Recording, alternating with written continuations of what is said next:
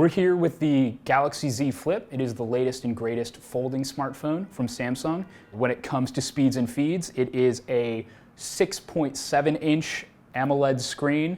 It's got a 3,300 milliamp hour battery, which is pretty standard. Dual camera array on the back, 12 megapixels. It's everything you would want in a reasonably premium smartphone. Obviously, its camera cluster isn't going to rival the iPhone 11 Pro or the new Samsung S20 phones, but that's not why you're here. You're here because it folds in half.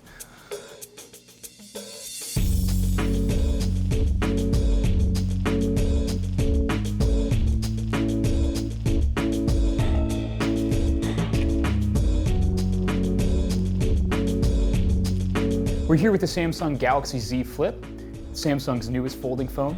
Unlike its first folding phone, the Galaxy Fold, which was that big guy that opens sideways, this is more of a traditional form factor, folds in half, like the flip phone you might have had as a kid, like a Razr.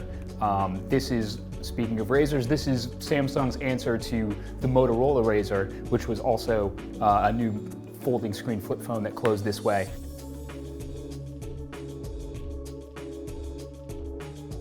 Unlike the Galaxy Fold, this is a little bit more affordable, but still very expensive. This phone goes for $1,380, which is a pretty penny, but it is absolutely lovely to behold.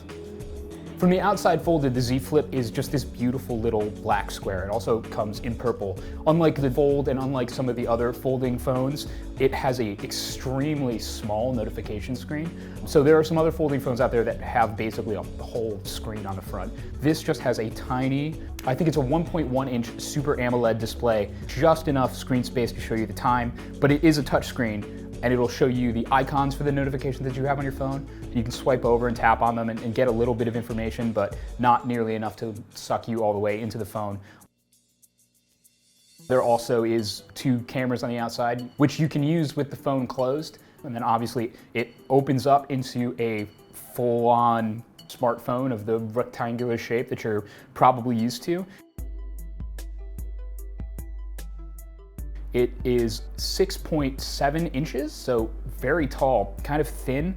Looks like your standard phone, except along the hinge, you can see that there's a little bump in the screen. It's nothing too noticeable. You will feel it when your finger goes over it. And speaking of the hinge, it is very satisfyingly smooth. The updated versions of the Galaxy Fold that were released last year had a bias towards closure. It would snap shut when it got close. The Flip doesn't do that, but it is still a very nice experience. There's a stiffness to it, so if you open it halfway, it'll sit like that, which is definitely something that Samsung has positioned as a feature. It means that this phone kind of has its own built-in tripod. You can set it up flat in an L shape and like put it on a desk and point it at something and record video or take photos. It'd be great for recording time-lapse videos. So something you can't really do with a normal phone unless you have something to prop it up. When you fold it like this, it also makes split screen make a lot more sense. Samsung has had split screen functionality on its phones, especially for like the Note line of phones, which have giant screens, for a long time. So you can have, one app on top, one app on bottom. I definitely could see myself falling into a nightmare scenario of watching TV on the top and looking at Twitter on the bottom. Some real enticing and dark stuff. Just like the Galaxy Fold, there are some questions about durability. Samsung says that the Z Flip is rated to some 200,000 opens and shuts. 200,000 opens and closes comes down to, if you're opening and closing your phone 100 times a day, that'll give you 2,000 days, which comes out to about 5.5 years if you're doing that every day. A phone with a battery is not going to last you 5 years under any circumstances. An interesting thing about this form factor is when it's folded, it's much smaller than any phone that you've had recently, which is great in a lot of ways. It fits in a shirt pocket, which is fun. I've been putting it in my back pocket. I'm not exactly sure why. I think maybe it's just because it's wallet shaped. It is strange though, I did have a moment where I put it in my pocket and immediately went to reach for it and panicked because I thought it wasn't in there because it's so small, it's so low in my pocket, I thought it was empty. But the form factor does introduce a couple of like weird things because it's an anonymous square here, so it's definitely possible to open it upside down, which is a little bit weird. If you feel for the camera bump, you'll know which side's which, but then you'll also be getting your finger all over the camera. A minor inconvenience. One of the things that really excites me about the Z Flip and about folding phones in general is that it puts a big obstacle between you and checking your phone.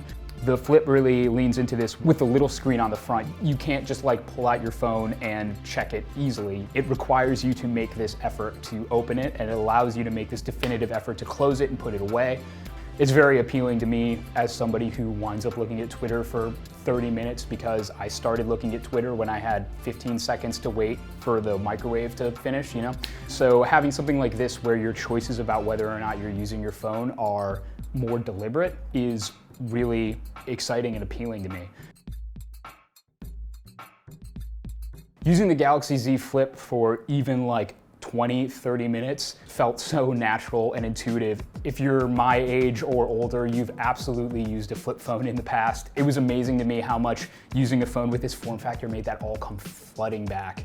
I messed around with this for 10 minutes in a cab, and after that I already caught myself trying to fold my normal phone in half when I was done using it. I think there's a lot of promise to this form factor. There are those concerns about durability. Using this, I've been wondering if having a screen that folds is really a necessary part of this. This is one of the more exciting phones I've used in a long time.